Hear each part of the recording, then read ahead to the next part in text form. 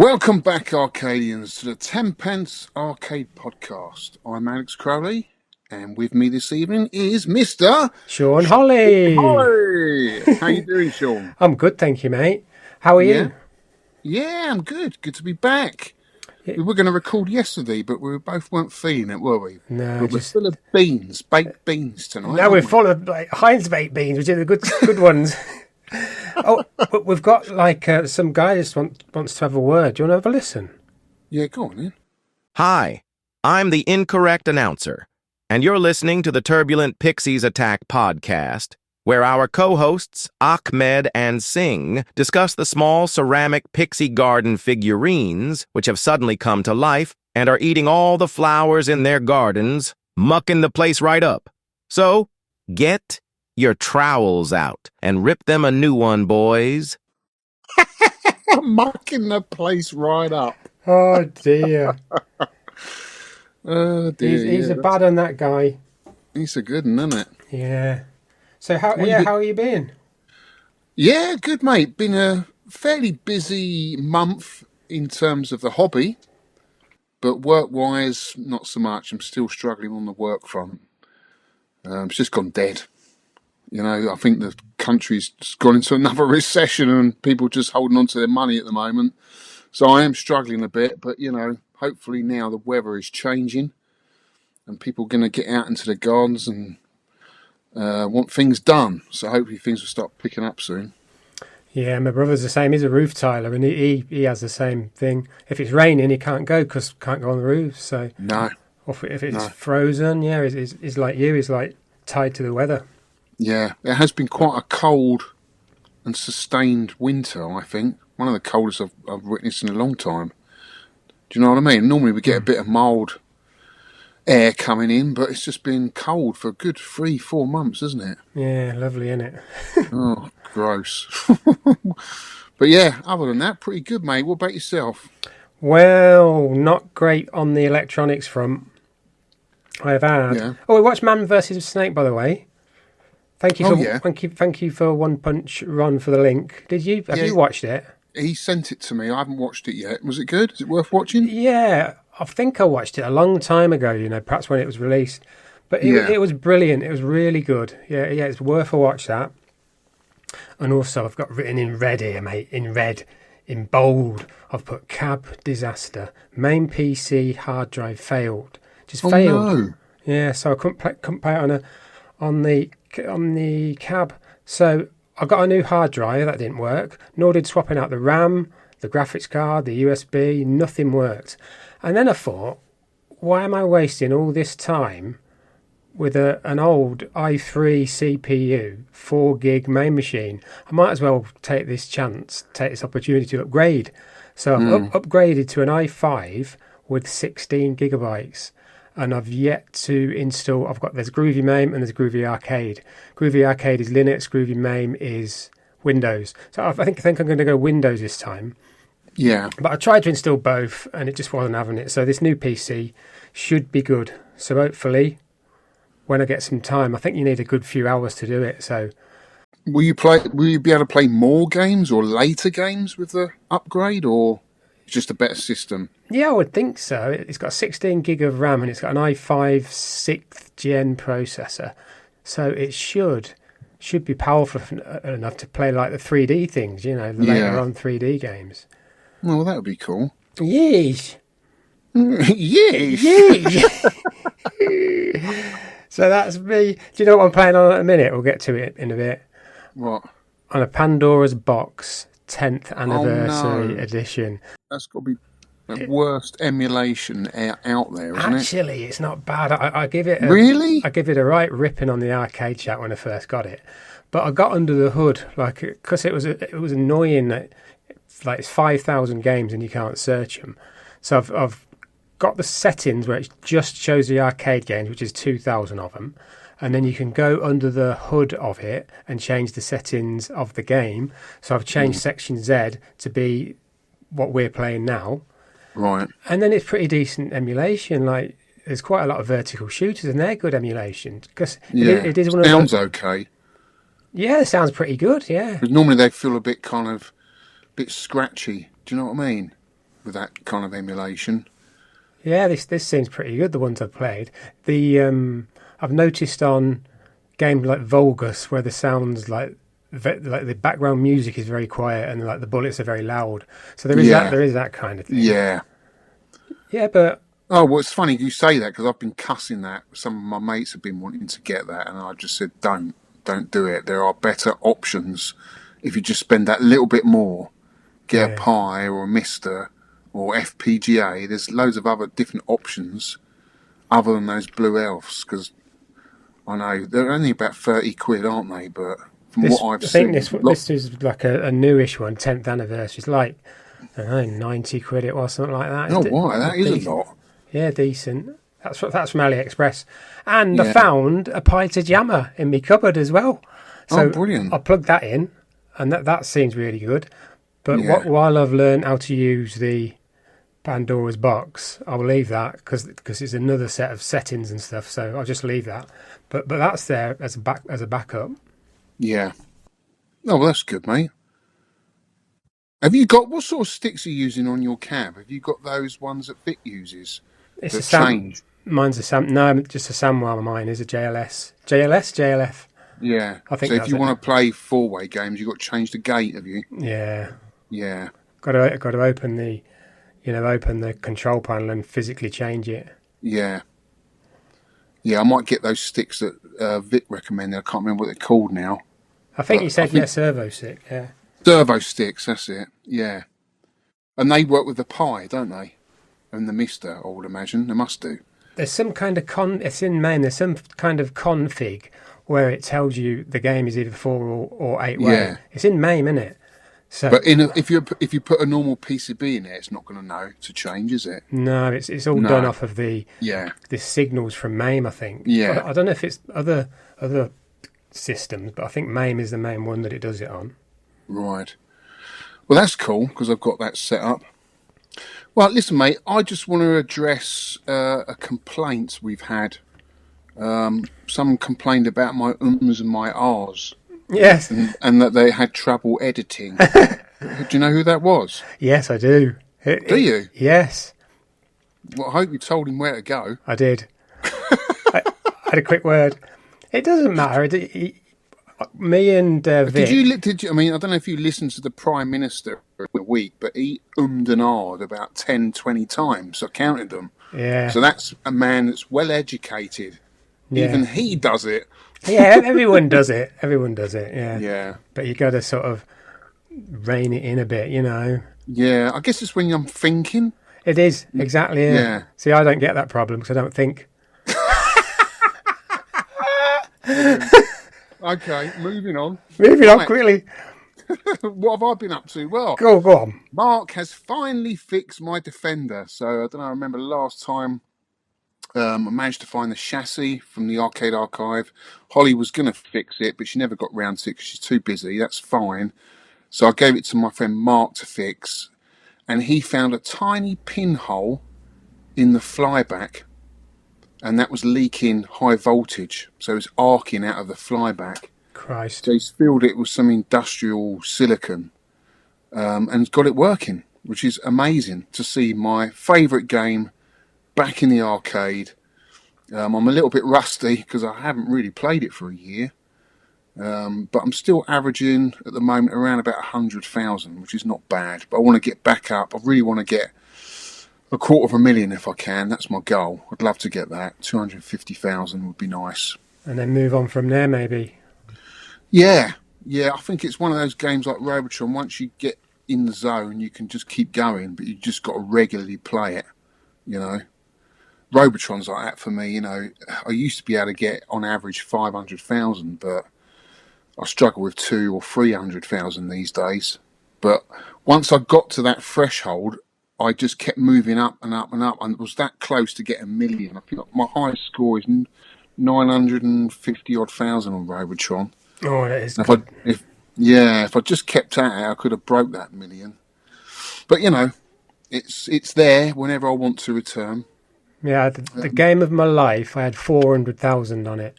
And Did you? Yeah, I've never got close to that again. I sort of average about 100, 130, but I've never, ever got close to that 400,000. I don't know what it Well, that's was. a good score, I mate. know. That's a really good score. It was at the first arcade club. The first one in the building, not the one in the shop. And Yeah. it was in there, and me and Tronas were playing it. Yeah, brilliant. Top 10 game for me, Robotron, Defender. You know, they're just absolute classics. I think it's because every game you play is different. It's not a memory game. It's, you know, pure skill. Pure skill. Yeah, you can't pattern it, can you? No. Cannot. No, That's exactly. great.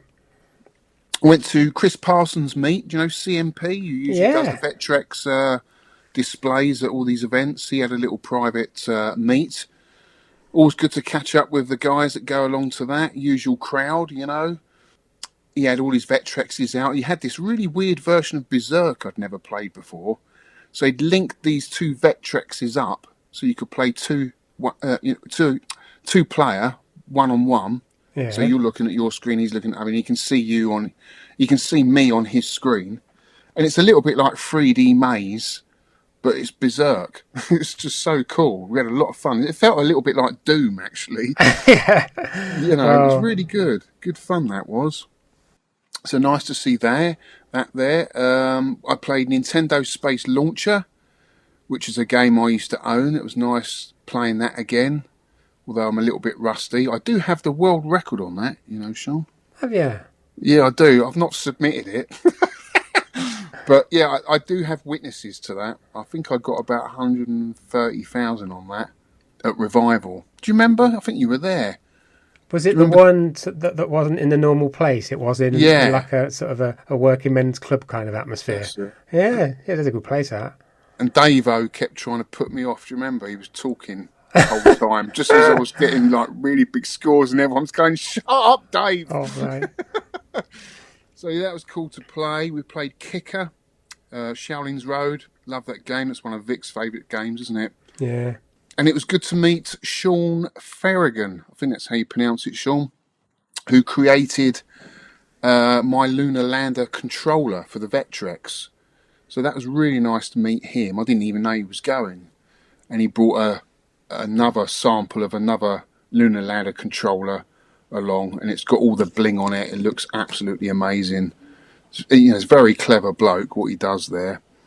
And I said to him, "Have you got any plans to make any more controllers?" He said, "Yeah, well, I'm actually thinking of making an Atari Battlezone controller for the Vectrex, which would be super cool." Yeah. Of course, you need the Pytrex or the Vec Fever to play that, but still, I think it's just amazing. All these people making these controllers. I mean, Vic makes them, doesn't he? For the Vectrex. Yeah, he does. And they do such fantastic work. What else have I been up to? Went down to the Arcade Archive, saw Holly, had a great afternoon down there. It's nice actually just to meet and greet people like the good old days and chat about games. Good atmosphere in there with the 80s music and stuff. Great crowd. Had a good chat with everyone. And it was nice to see the Tapper. They finally got the Tapper up and running, which looks absolutely beautiful. It really is a lovely example of a Tapper.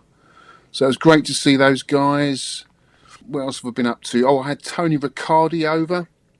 We had an arcade session, and we uploaded it to my channel. We played Neo Geo Viewpoint, Undercover Cops by IREM, and Konami's Jackal, the Japanese ROM set, which he had never played before. And it took him a while to get used to that. Have you played that, Shaun, the Japanese ROM set? Is it kind of a prison theme, is it? And you're running along... No. Right. Is that not it? I've got that wrong. Oh, it's Jailbreak I'm thinking of. Jailbreak you're thinking of. Yeah, Jackal's kind of like a vertical scrolling... it's a very methodical game. You can take your time. There's no time limit on it, but you can take your time in it. You're in a little Jeep, and you've got machine gun fire, and you've got a secondary weapon, a grenade, which can get upgraded when you get the pickups, the power-ups, to like a missile launcher. It's a really good game. But there are two different versions. The World ROM version has you always firing upwards. So it doesn't matter what direction your Jeep's in, it'll always fire upwards. Whereas the Japanese ROM set has you firing it in the direction that your Jeep's facing. That So you can sounds turn fair. around and fire behind you, whereas the World ROM you can't, which is what he's used to. But the one I'm used to is the Japanese ROM set, because that's the only version I've ever played. And it just feels so much better. Have you not done it for the podcast? No, we could do that one, Oh, couldn't we? Yeah. we could do that one. That's a good one. Yeah. Someone told me as well that there is a ROM set for that uses rotary sticks, which makes sense. Because obviously you've got a fire in 8 ways and you're moving the Jeep at the same time. It almost feels like a twin stick shooter, Yeah. which would be quite clever. So yeah, that was really good fun. And I've been playing lots of Section Z. I'm loving that, and we'll talk about that a bit later. I like them little. You've done a couple of them little sort of relaxed kind of videos, haven't you? Where you and Tony are talking, and it's really good. You're spinning around in your chair. Hello. That's it. Yeah, It's Tony Riccardi. they're really good. They're really relaxed. I love watching them. How many done? You've done 2 so far, have you, or 3? Oh, yeah, well, they're easy to edit. Yeah. They're really easy to edit. Tony said, "Are you going to edit that?" I said, "Well, I only have to stitch it together, really." Yeah, like my It's all editing. done. You know, it is kind of relaxed. It's an easy video for me to put up. And you know what? We're having fun. We're having fun. Yeah, at the you can end. tell, yeah. And that's what it's all about. He doesn't like me charging him £1 a go now to have a go on my machines. Nice. Right, that's it. Good. We've got some game room pics. We've got a few. Andrew Hannay has sent us some pictures. We've put 3 on here. We'll put the rest on the website. He says it's a game room and a movie room. So I've got to pick 3 pictures. First one, it's like a real nice kind of. We'll put it on the website and you explain Very it. cosy, isn't it? Yeah, it's like a lovely. It's got a pinball in the back there. I think that looks like Twilight Zone, I'm guessing from that. Yeah. Yeah, and a lovely sofa and some pictures around. And then he's got this. Got a cocktail table there as well. Yeah, that had R-Type on it, I think. And a frieze, a frieze of Han Solo when he's frozen at the end of Empire Strikes Back, I think. He's got a full-size one of them and a little R2-D2. Full size! I wonder if Harrison Ford really is in there. What do you reckon? It's brilliant. He hasn't done much lately, has he? I bet he's in there. And the last one is like a corner of memorabilia. You've got I think Back to the Future stuff. You've got Alien. You've got Ghostbusters. There's loads of good stuff in there. The thing that's drawn my eye to that picture is that lovely little Sanyo Getter Blaster, the red one up in the top shelf. I love that. It's the one I used to have back in the day. Well spotted. Yeah, love that. Arcade news. Arcade news. Yeah, hi Shaun and Alex from an email. I always put where it's from. This is Retro. The DK kill screen has been shown to be beaten theoretically. A glitch on climbing the ladders means that it will be possible to climb to the top in a few seconds before the game crashes and so get onto the next level. In theory, at least, it is highly unlikely that anyone can do it. You've got to have certain things going on and certain, like it's 1 in a 100 chance of getting everything right. There's a video. How did he find that out? Oh, he some guy in a paper shop. Oh, was it? What, he heard the gossip? Yeah, and it was his brother's. Oh, it weren't old Aunt Sally down the road, was she? Because she was talking about it. The old girl down the road in the 90s. Yeah, it was her husband, Bill. He told her. Oh, Bill, yeah. He told Sally. Sally told June at the bridge. They were playing bridge.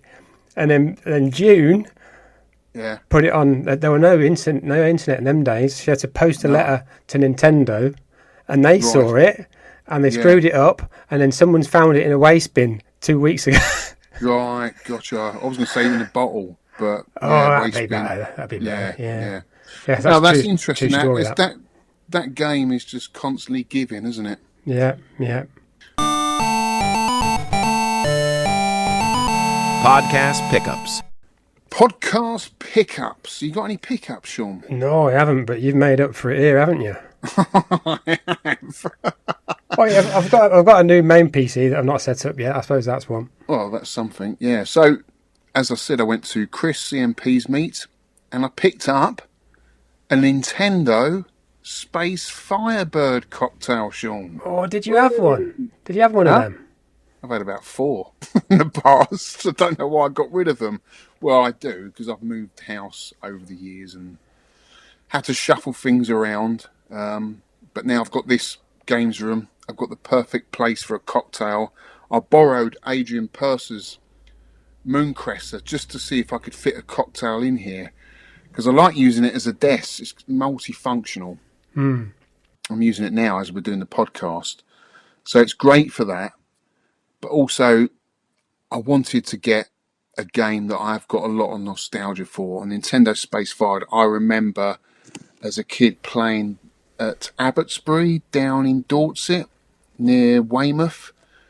I remember going on holiday down there, and there was a couple of pubs down there that had them in the pub garden kids room, because we weren't allowed in pubs back then, so the kids were forced down the end of the garden where they had a pool table, a dartboard. Yeah, I was there, yeah. And usually a cocktail table. And I remember Phoenix, Scramble, but the one I remember the most fondly is Space Firebird. So it's great to get this back. It's not working. It's all in bits. But Chris tells me it's complete. I've just got to put it all back together, which I will do. I don't know how far I'm going to go with it. I might restore the paintwork, get it all shot blasted and resprayed, and make it absolutely minty, because I do love this game. Do you like Space Firebird?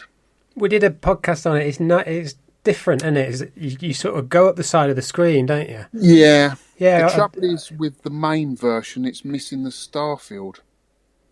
Ah, right. Yeah, that would have. Starfield is generated from the soundboard, so for some reason it's not, that part of it's not been dumped into MAME. So you're missing the starfield. I mean, it's not like essential gameplay mechanic or anything, but it adds a nice effect to the game, which I think is quite cool. It's like Nibbler. There's music in Nibbler when we saw the cab arcade Club Leeds, and it's not in MAME, so not in the one I'm playing anyway. Yeah, little things that you find looking at the real stuff, isn't it? Exactly. That's why, emulation's not always good as it's made out to be. You can't beat the original hardware at the end of the day. No. But Space Firebird, I think, is a great game. I mean, it's better than Galaxian, not as good as Galaga, but it's got enough in it. There's lots of, different enemy attack patterns, which I like. And it's got a lovely risk-reward element with it, with the bombs that come down, and the fact that you've got the walk button, which you can use when you're in danger of getting killed. So it's got some nice aspects to the game that keeps you coming back for more. I love it. So it's great to get this back. I also picked up 127 NES cartridges. I thought it was a typo. I thought it was 12. 127? No, 127. Oh, my God. I think there's only 240 or 50 for a complete set, PAL set. I got a great deal on it. It worked out about $3.50 a cart, something ridiculous like that. I couldn't turn it down. And I love the NES. I love exploring the NES library. It's got some fantastic arcade ports. It's got some duffers in there as well, 100%. But yeah, I like collecting for it, and I just thought, you know what? Why not? This is a great opportunity. I'll never get these cheaper. They're a quarter of the price of what I would pay anywhere else, considering you'll have to pay postage on top as well. So it was a great opportunity to grab those. So you got the PAL ones then? Because you got PAL NES, they're all loose. They're not boxed. I'm not collecting boxed, just loose carts. Bit like Vic does. He collects the loose Famicom games, doesn't he? Yeah. Yeah, like the Famicom's 60 hertz, isn't it? So the games run a slight bit faster, don't they? But we had 50 hertz, didn't we? Yeah. I can really tell playing something like Sonic the Hedgehog. Oh yeah. You can tell the speed on that on 50 hertz and 60 hertz. It's night and day.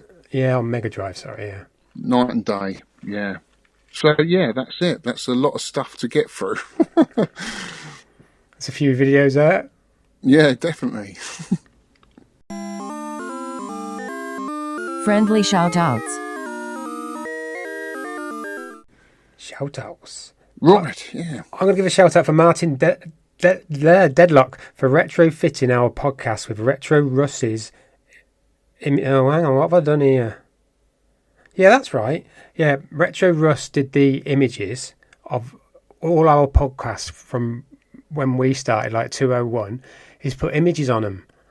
So, Oh, was he? Yeah, so they're brilliant. Oh, brilliant. Yeah, really good. Oh, well done, Ross. And, and Martin has put it into the PDF because some of the podcast catchers they won't get the image because once you put the podcast out there, it's like hard coded. But some of them, like Podcast Addict, the biggest one, they've picked up the images. Oh, brilliant! Yeah, so they're really good images. Good. Check it out.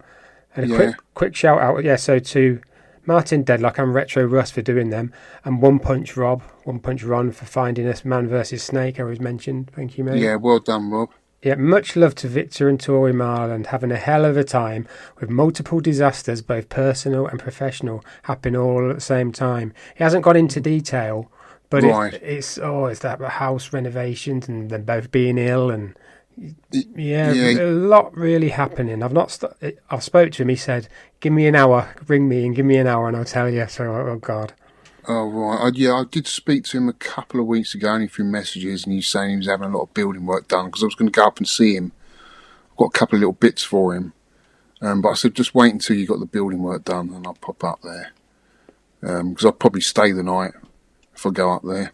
Yeah, well, I hope that improves for you guys. I really do.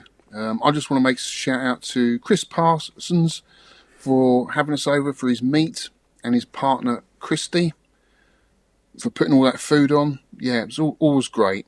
Great hosts. Really enjoyable day. Thank you so much for that. Nice. Listener feedback. Right, feedback. But Pie Factory Shaun, he put, when I posted Middler. It's a bit like Nibbler, but it's a biddle. Nibbler. He thought, what the F is Nibbler? And I get it now. It was a reference to what happened in the film. Oh, right. Oh, yeah. I see. Yeah, because I hadn't watched the film by that time. I said, you can watch it, Shaun, from Pie. Just here, you can watch it. Because I thought he didn't know what Nibbler was, but it's a reference to the film, innit? Right. Silly Billy. How is Shaun, the Pie Factory guys? I hope they're all well. I think they are. Yeah. We got J Ping Barber. Creates what's that? An ode to 10 pence, an amazing AI generated song. Right, I'm going to play a bit of it.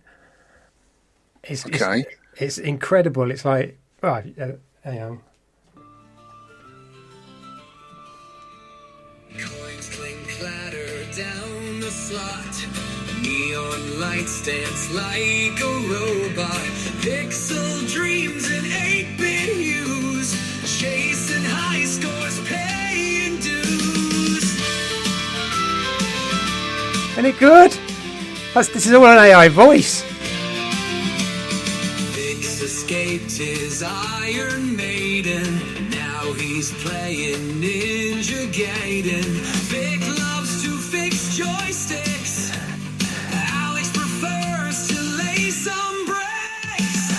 The 10 pence arcade. Life's a game that's homemade. Sharing smiles as prizes fade. Living moments never paid. Any good? Shaun is enjoying his dreams, eating the latest custard creams. Shaun is setting a pace, shooting aliens right in the face.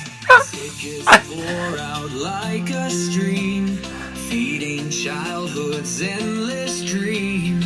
Every win a fleeting flight, Arcade's heart glows through the night. Every cabinet tells a tale, triumphs big and epic fails. Friendships forged in friendly wars, echoes bouncing off the This is the last bit now. floors, clink clatter down the slot. Neon lights dance like a robot. Pixel dreams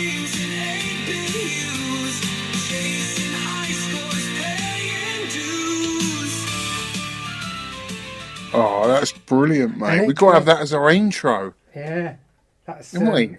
Japing. We'll at least go out to that on every episode. Yeah, We got to, haven't we? that is an AI voice, AI singing, and it's how he's programmed it. It sounded like a cross between an Irish jig and country music. Yeah, didn't it? Yeah, Yeah. it's excellent. Very cool. Thanks, Japing. I've Brilliant. listened to it about 5-6 times. It's great. Listener feedback. Right, we've got Neil, Mr. Berserker. Another game with no shooting is Space Chaser from 1980. I think the year was Nibbler was a banana skin for me. What the hell?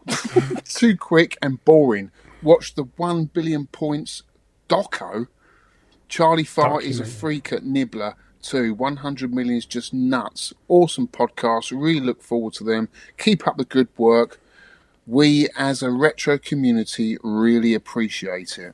Oh, thanks, Neil. What I was saying is, because Nibbler's a one-button game, a no-button game, Space Chaser, we thought, was the same. It's, Head On, the game Head On. Yeah. Like sort of a prequel to Pac-Man. Yeah. Space Chaser is like that, but Right. with little spaceships. Gotcha. Missile think number it- 5. Bumped, bumped, bumped, bumped, bumped. You got to do that, Mambo number 5. Chasing up on these, and I'm currently up to Spelunker. Well done, mate. Good to hear Alex mention the Tarte shooter on the Project Neon on a Neo Geo. There is a previous one for the Neo Geo called XYX. Have you heard of that? No, I recognise the cover, but I don't recognise the name. You can play it in Yoko mode that's horizontal. I found out that recently, although it's much better played vertical. Top game, in my opinion, one of the best shooters on the Neo Geo. It gets close to bullet hell at times. I might be able to play that, if it's a Neo Geo game. I might try and look for that on AliExpress, because a lot of those homebrew games go for ridiculous money now. But if I can get a copy on AliExpress, I might do that, because you can get the shop boxes and the artwork to add to it. But yeah, I'll definitely look into that. Thanks for that, mate. Oh, my feedback on because I upload the podcast on my channel as well.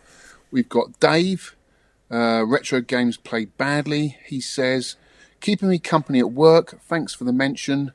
Guessing you didn't like Nibbler, referring to me. I would give Section Z a go. No, I didn't like Nibbler. And then we've got Simon Perry. He says, carpets, biscuits, and barn owls. What the hell is going on? Well, I think we were a bit thin on the ground last month for content, weren't we? So we just Made stuff up, yeah. made it up. It's all lies. None of it. Yeah, none of it's true. Ryan75RC. He says, where did you get your neon wall art from? I got that from Dirty Donny. Just Google Dirty Donny artwork. You can get all the cool UV reflective artwork from him. Really cool dude. Right, this last one, I just got this in last night, so I wasn't going to put it on, but it's Retro Rex, more Game Room pics he's got. So we can have a look at them. But really enjoying the podcast, but struggling to keep up with the games at the moment for various reasons, hence the unusual email subject line, which I fear may become a regular feature. Last month's game, Nibbler, was the most frustrating game to play. I was trying to play on a Mio Mini Plus. What's that? Mio Mini Plus. Never heard of it. No, some Japanese console maybe. Using the D-pad, but my word, the difficulty and speed just shot up, and I struggled to get about 2,000 points. That's a fast speeder, isn't it?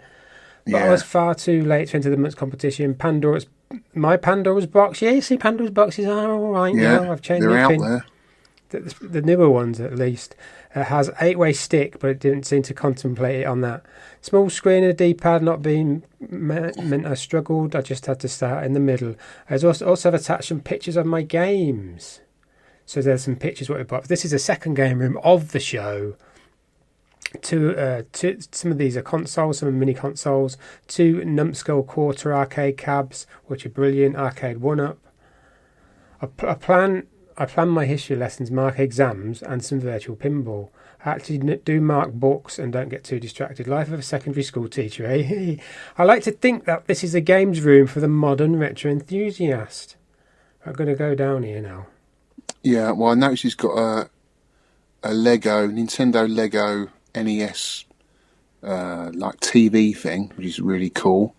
He's got a 1-Up Pac-Man. He's got like a virtual pinball. He's got a multi-cab there with kind of a Tron theme going on. Very cool. Yeah, I mean, if you haven't got the space, this is it, isn't it? This is how you can play all these games. It's great. I love the fact he's got some quarter arcades in there as well. He's got Zookeeper. I really want that. Yeah. And I love the way he set all his consoles out underneath. Very neat and accessible games room. Very cool, dude. Yeah, it is, mate. And he's asked me how I get on with virtual pinball. And it's okay. You get, like, I think people at Pinfest last year said you can play them and you can learn the rules by playing the virtual pins. And then when you're playing the real things, you've got a bit of a chance, to get the multipliers and the multiples and all that lot. But yeah, I went to... I've not put that on, have I? I went to Whitby. Yeah. Yesterday or the day before, yeah. And there's 3 arcades left in Whitby. And on the top floor of one of them was 5 pinballs. There was a retro floor, so that was... A lot of it was LCDs, but you got 60-in-1s and like Donkey Kongs and that, like LCDs. But a couple of CRTs like Point Blank and House of the Dead and a few races and stuff. But there were 5 pinballs in the corner, and there was, what's it called? Avengers Infinity Quest. And it's only like, when you don't play a pinball, it lowers the replay value because it knows how good the players are. So when the players get better, the replay value goes up. So no one must have played this because the replay value is on 5 million. So I just kept on it and on it and on it. And wife said, we're supposed to be walking along the seafront. I said, yeah, just a minute. Like, it's like, it's a quid and it's only 5 million in replay. I can't lose. So I had to actually in the end, I just let the ball drain. But yeah, that was Whitby. But we went up to the what do you call it, the Abbey, and had some nice food and wandered round places and visited things because we've been there since before my lad was born. Yeah, it's just like a pilgrimage kind of thing. So we love it. It's got busier over the years, but we just wandered around, went into the places we like to eat and drink, and what else did we do? Yeah, I went up to the Abbey, walked along the beach. Not much of a beach. So. I've been to Whitby once. Last time I was there, I was a scout. We went on a scout trip on the way to Jedburgh, Scotland, and I'm sure they had the corkscrew roller coaster there when I went there. And it was one of the first corkscrews in the country. Fond memories. Lovely place. Yeah, really nice place. It's got its like gothic themes and the vampire weekends and the regatta. Yeah, it's all something to do. So we just had a really nice time. Nice. Biscuit review, I learned about you. Biscuit review. Right, this is controversial, kids. The biscuit review has gone rogue. It's gone rogue, I tell you. What? It's not a biscuit? I know. Because at Christmas, right, there's loads of mince pies, and I love mince pies, so I thought, what could I get that's a replacement? So I found these. Oh my word. Oh my God. These are full-on cake mode. It's not biscuits. It's cake. It's Mr. Chiplin's. Mr. Chiplin. He's related to Mr. Chiplin. He's Mr. Kiplin's brother. Mr. Kiplin's 6 trifle bake rolls. They are delicious. They are naughty, mate. They are naughty. Gorgeous. I've had those. They are delicious. Yeah. But they're just not big enough. And you want to have them with a bit of custard on top. Yeah, I like... It's got to be cold custard. I know people like to warm the custard up, but have it cold straight out of the tin. It's lovely. Oh, I like evaporated milk, Do you? Yeah, I like that, but I don't put them on this because it ruins it.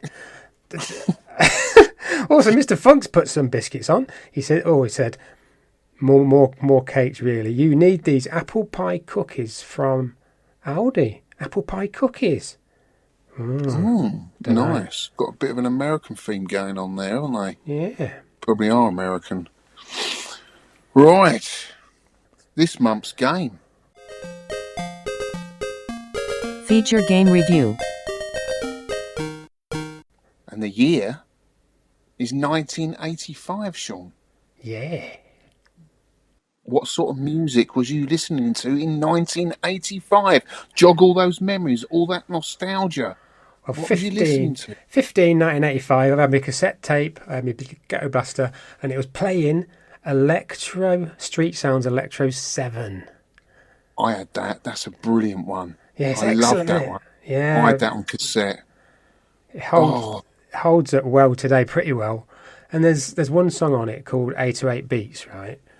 And it got me thinking about this is a bit of a history lesson coming up here, kids. The 808. Roland TR-808 rhythm composer, released in 1980. This was a commercial failure. It was a drum machine, and bands at the time wanted realistic drum sounds out of their drum machines, and this was all synthetic, like claps and snares and beats. Years later, it became famous just for that reason, that the not otherworldly, but different sound of it.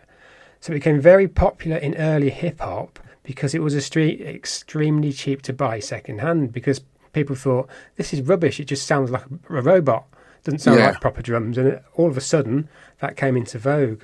So these things became very popular, the 808 sound. So the 808 sound in early hip-hop and carried on. yeah. Yeah, It was a game changer. Yeah, it was, yeah. I can say I recognise one of the tracks on there, Egyptian Lover. That's a brilliant track. Yeah. Love that one. 9 minutes. He did a few on these albums. I used to breakdance to all of that stuff. Yeah. Nice. Outside Johnson's shoe shop in Twickenham. Used to get our liner out, and I had a lovely, I think it was a Sharp Ghetto Blaster I had. God, yeah. Yeah, it's a really cool one. But yeah, fond memories of that, mate. That's a great soundtrack. Yeah, I've played it again recently. There's 2 or 3 that I really like, and the others I'm not so keen on now. Yeah. But yes, really good, really good. Well, this game, Section Z, came out in December of 1985, and the songs I was listening to, so you had some big bands releasing stuff just before Christmas, but for me it was a-ha all the way. They released their album Hunting High and Low, which was a fantastic album. Standout tracks on there are Sun Always Shines on TV and Train of Thought, which was really good. And I don't know if people have seen my video, my channel update. I actually picked the album up last month, and it brought back so many memories, because they filmed the Sun Always Shines on TV at St Albans Church in Teddington. And we'd heard about it. The teachers told us they were going to film there. So after school, all the kids bowled down to the church, and we watched the band from a-ha, come out of the church, and they meted and greeted us all.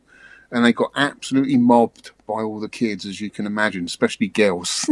But I'll never forget that day. It was a lovely hot summer's day. And it was just wonderful to be a kid, seeing your favourite band on your doorstep. They were huge in our school. So yeah, fond memories of that album. And of course, for me, Kate Bush running up that hill from that platinum album, Hounds of Love. What a fantastic song, which was, I think it was released again in conjunction with the Stranger Things, because that got a new audience interested in her material. And it was a huge hit again. So that's just another classic song. So 85 is such a wonderful year, I think, because we're kind of towards the end of our school years, but still kids having fun. Do you know what I mean? And enjoying everything about the 80s, the music, the games. I just think 85 is just a brilliant year for me, with so much nostalgia. Yeah. Which brings us on to our featured game review. Okay. Section Z by Capcom. Came out in 1985. It's an 8-way stick game. Has 2 buttons, one for fire and one for reverse. This is Capcom's 4th shooter, and was designed by am I any good at pronouncing Japanese names? Takeshi Nishiyama. Yeah, previously known for Moon Patrol and Kung Fu Master. Nice. Went on to design Street Fighter for Capcom and then left for SNK. So a prolific game designer with an amazing catalogue of fantastic games under his belt. So, you know, this game here, wow, I mean, I think it's up there. It's such a great game. It's a game divided into 26 sections within a space station, each named after one letter of the alphabet. So there's 5 levels in total, each having several of these in that area, if you know what I mean. So there's 5 levels in total with several sections in each of those 5 levels. The first and the 5th stages move from left to right. The second scrolls upwards, and the third right to left, and the 4th downwards. So it gives each stage a very dynamic feel, constantly challenging you by sticking familiar enemies and obstacles in different orientations. And that's what I found really interesting in the game. It took me a while to get used to the changing in the directions and the character, which you can obviously reverse depending on which way you want to shoot. The character I think is super cool. He's got a striking red colour, reminded me of kind of like Jetpack or the guy from Drop Zone. So he really stood out amongst the crowd. The levels are really challenging, with a kind of good risk-reward element, especially with the kind of the paddles, those little paddles that you can hit. If you rapidly hit those paddles, you can rack up a lovely bonus of a maximum of 10k. But, you know, you've got enemies firing at you the whole time while you're trying to rack up that bonus, and you've got to really make at some point a decision. Am I going to hang in here to the end, or do I get out of here and save my life? Yeah. So that's a really good little risk-reward element, and I died a lot there because I just got so greedy. I did, yeah. I wanted that 10k every single time. Eventually, after repetitive play, I managed to get it. And it's a lot easier when you get the bonus pickups, your power-ups for your weapons, because you can have there's a power-up system for your lasers and for your bombs, so you can power it up to a maximum of 3 on both of those. And that really helps. So what did I didn't notice any difference on the bombs powering up. Are they just a wider spread or something? Now you mention it, neither did I. Whether the area that the bombs landed was expanded, which I didn't take note of, to be honest with you. So there might be an expanded area of where the bomb explodes, because it hits the ground, doesn't it? And then it can take out, if you get you can get 3 enemies in a one hit. But I managed to do that at the beginning before I even got the power up. So I don't know, mate. It must do something. It might defeat later enemies a lot easier, a lot quicker. But, you know, a lot of people didn't get that far in this game. There's one where it's a bit of as you're going down, I've watched it anyway. I played it through just like Endless Lives. And yeah, you're at a ledge going down, and you've got to bomb the laser that shoots across horizontally. Yes. You've got to bomb that before you get there. You do, yeah. So the bombs are essential. They are. And it is about timing that precisely. There are some strange areas in it. I don't know if you got to the pinball area. You sort of like enter a pinball table with pinballs bouncing around. You can't blow them up. You just got to avoid them. But you can get through it. You just got to get through that quickly. And as soon as you've got past the flippers, you're pretty much safe. And then you've got the end of level boss, which I thought was quite cool. If you've got your laser powered up for that second boss, you can take it out fairly quickly. But if you haven't, he starts ejecting little aliens. Little green guys. That look very similar size to yourself, and they start attacking you. But normally, 9 times out of 10, I can destroy that before they even appear, because I've had my power up by then. I think the enemies are pretty cool, really. I mean, they're simple, but you've got to get them precisely in the eye or in the mouth. Like the first flower boss, you've got to get it dead centre, and that's not always that easy. Yeah. And the second one is like a millipede, and he's a Cyclops. He's got one eye, and you've got to get the fire right in his eye to knock him out. Did you get? I think you might have got there with your score. Did you get to that? Oh yeah, I got to the third boss or fourth boss, I think. Yeah, so yeah, I thought they were pretty good. Yes, we talked about the power-ups. You get 1,000 points for finishing a level. And you also get added points to whatever time is left over when you've completed a level. So you can get, if you finish it quickly, even though it's kind of like a on-rails game, you're getting pushed on. I don't know how you can make it any quicker. Because you get a time bonus at the end. Do you know what I mean? Everyone's going to go along at the same speed, so I don't know how that works. And if you lose a life, you begin your second life at the beginning of the letter of that stage, which I thought was a nice touch. You haven't got to go right back to the beginning like Gradius, because there are similarities between Gradius. It looks quite similar, I think. So yeah, I think it's a fantastic game. I think Forgotten Worlds and Sidearms, they're both Capcom games, aren't they? They were definitely spiritual successors to this game, and definitely good improvements on this game. Yeah, Sidearms is the official sequel. Is it? Yeah. That is, yeah. So yeah, overall, I thought it's a really good game. What did you think, Shaun? I thought it was. We'll give her points later on. I thought it was decent. I think I have to go back to Sidearms. I think Sidearms is more polished and a bit better. But yeah, I put some quick notes on here. Yeah. You lose your speed and power-ups whenever you die. Not cool. You still. You. I think you. I don't know if, like you said, the bombs may be a wider spread or something. Yeah, what's up with the weak ass bombs? And what's the point of having you guy run along the floor? What is the point of that? Yeah, it kind of slows you right down. Yeah, You don't want to be doing that at all. I know. No. Why not have him when he's on the floor? He can shoot up like Metal Slug style. Yeah. His gun turns to a vertical gun. That would be good. But Yeah, it's not really used, I don't think. No, it's a hindrance, if anything, isn't it? Yeah. It just totally throws you out because your speed changes, and you almost feel like you're stuck in mud and you can't get out. So yeah, that's definitely a point worth mentioning, and I think they could have taken that out actually. Or if you are going to go on the ground, like you say, you want something to add to that to make your gameplay a little bit easier. Maybe if you'd walked faster would be better. Yeah. Or just something, shoot in a different direction, but it just slowed you right down. Yeah, not good. But, I thought the game was great. I thought the graphics were good, simple bosses, but challenging. What did you think of the graphics, Shaun? Yeah, I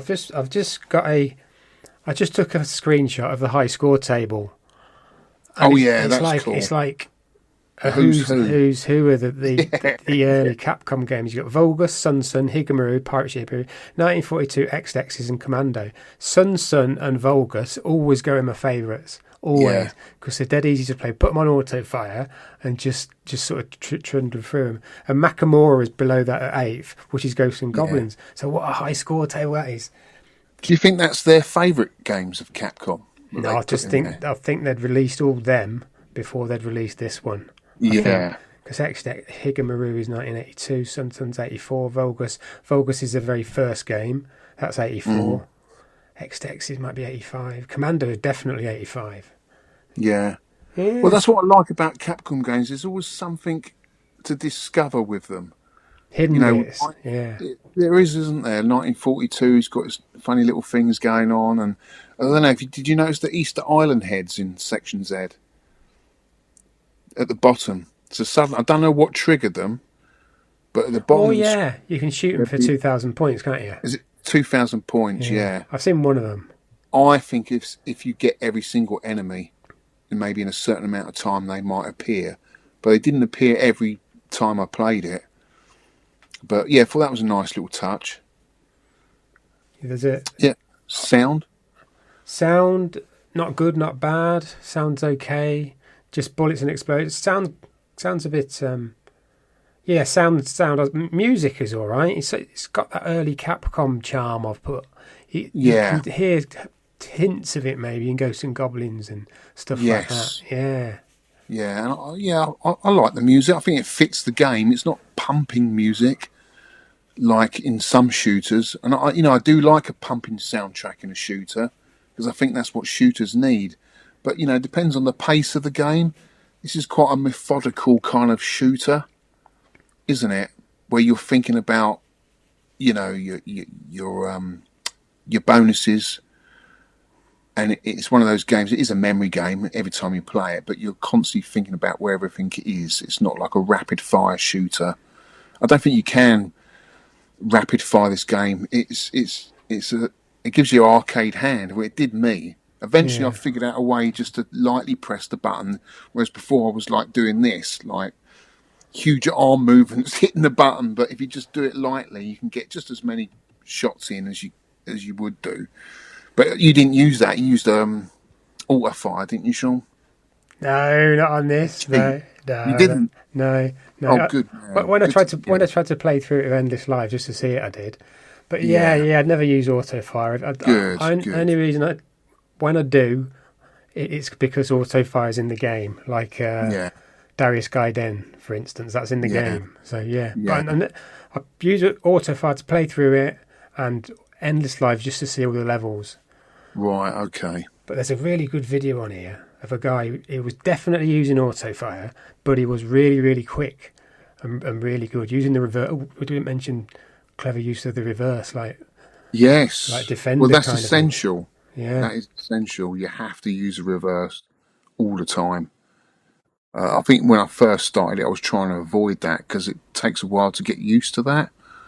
But yeah, it's a great game. The music for me sets the atmosphere. That's what I would say. It's not good or bad. It just sets the atmosphere for the game, and I think it's fine for what it is. Do you know what I mean? It did get a port to the NES and the Famicom Disk System, which I don't have. I will be looking out for it though, because it does look completely different than the arcade version. With the only thing in common is the fact that it's an auto-scrolling combat game, really. Other than that, the NES version has branching paths. It's got like little passageways and tubes that you can go down. And in fact, someone's actually, if you look on the internet, you can find a map of Section Z, the Famicom version, and it's huge. And there's only one way really to complete it, but there's so many different branching paths. You need a map to finish that game. So it is completely different. But I like the fact that you can save your progress on the disk system, which is a nice option. But other than that, it does play completely different, but definitely worth playing all the same.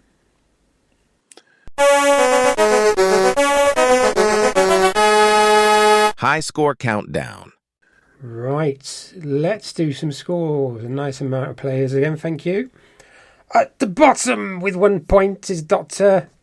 Goggles. I'm going to say his name right now. Niall. Googles. 27,650. I was getting that for ages and had one good game. Yeah. Mark, What No Gravy, 1 point with 32,350. Stuart Time Warp. Let's do the Time Warp again in Bridgewater. 33,600. Basil the Sane, 37,000. He says, enjoyed this. Graphics are a little basic, but do the job. Never felt there was any unfair deaths. Adam Flint, 38,350.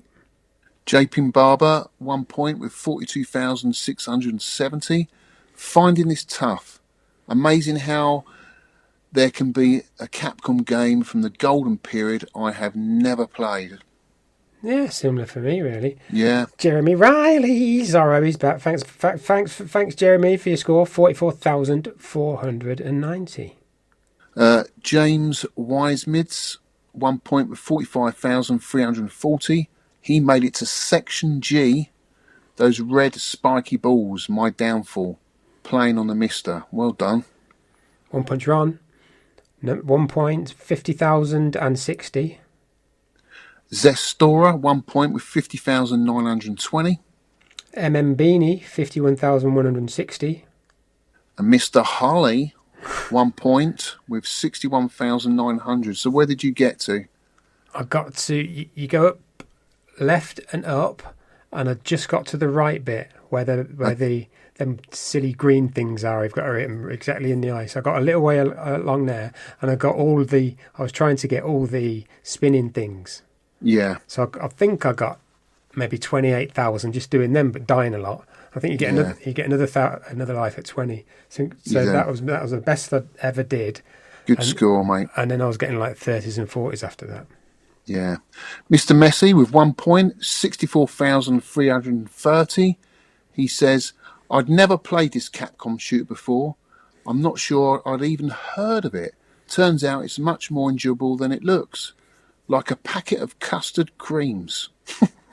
P.S. Forgot to comment on last month's game, Nibbler, which was like a packet of rich tea. Ross, 1 point, 64,900. Eastwood 71, 1 point with 66,250. Salbog, 1 point, 77,250. I had a few days to play this as we're off to Japan for vacation. Oh dear, we're off to Japan for vacation. He's in America. Wow. I mean, in the UK for a bit. I really enjoyed Section Z, and it definitely deserves a spot on the favourites list. Thanks for choosing such a fun game this month. Old Man Steve, he gets 2 points with 79,210.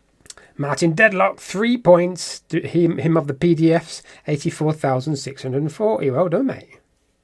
John, 4 points with 90,300.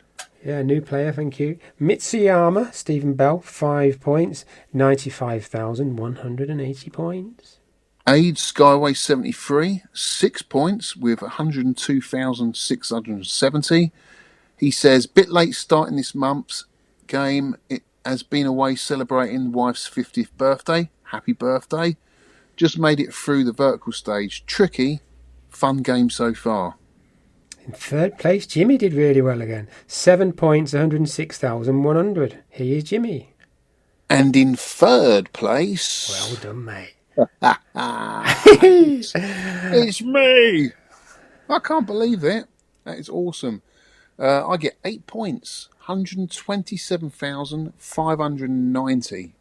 Whoa. Rygar gets 9 points with 196,030.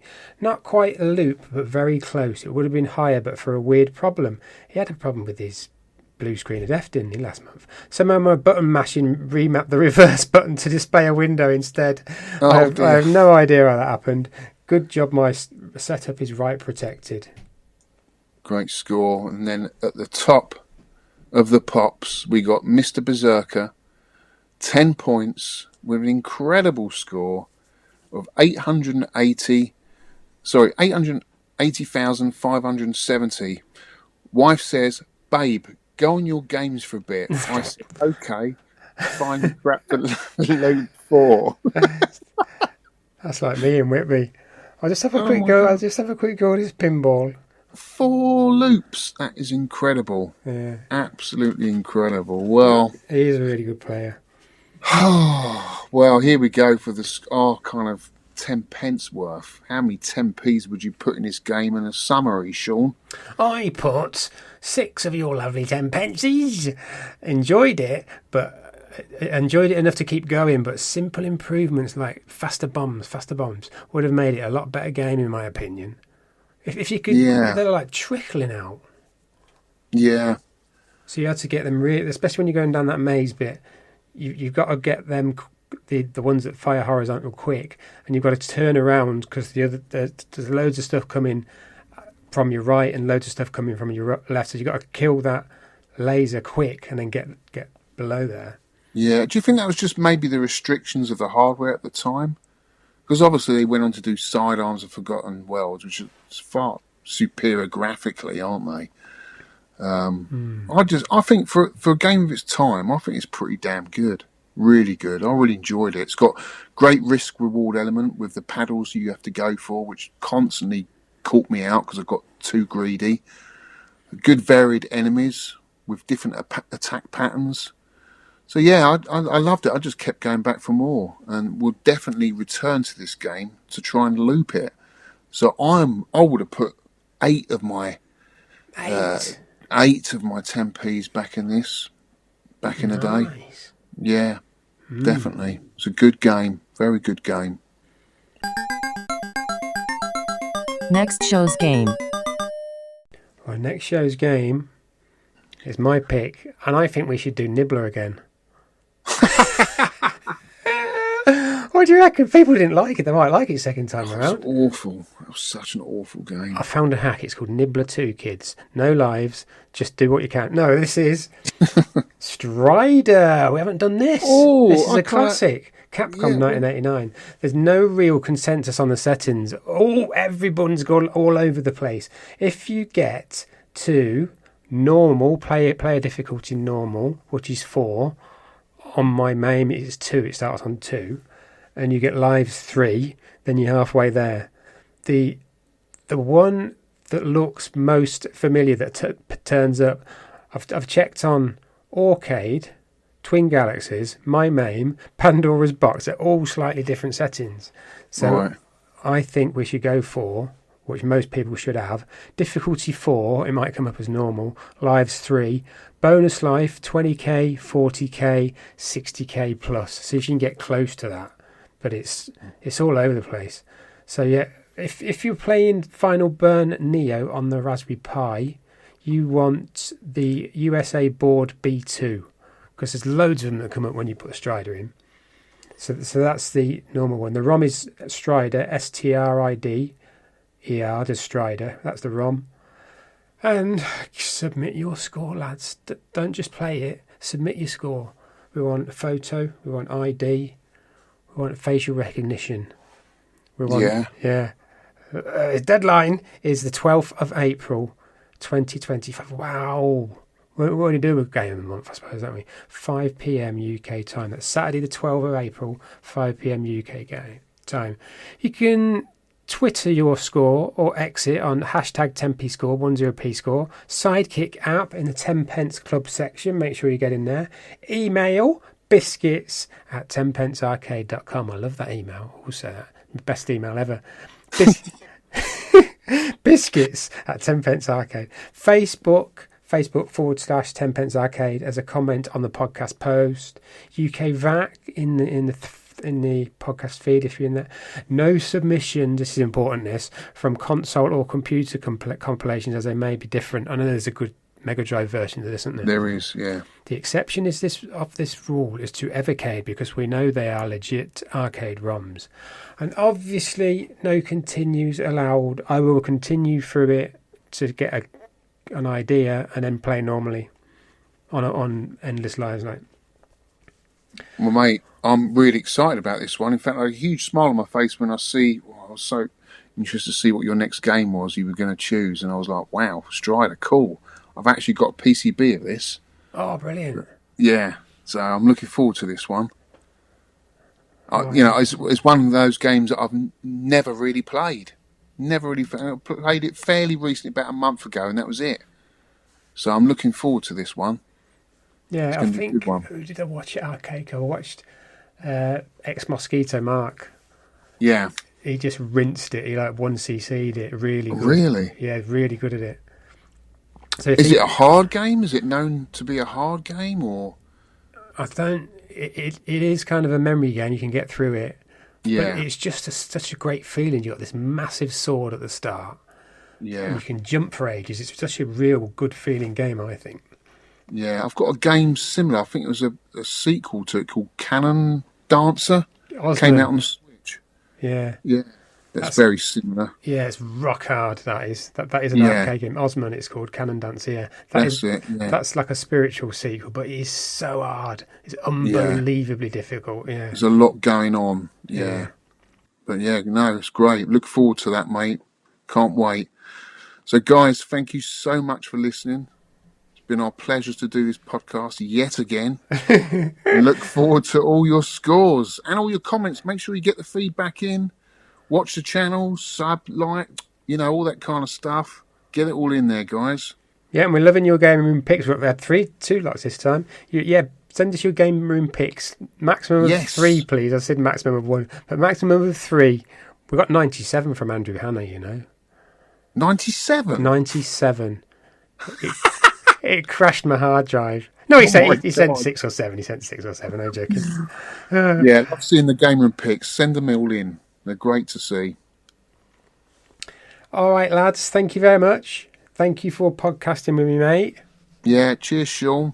Dear mate. I'll see you on the next one. Pence Arcade. Life's a game that's homemade.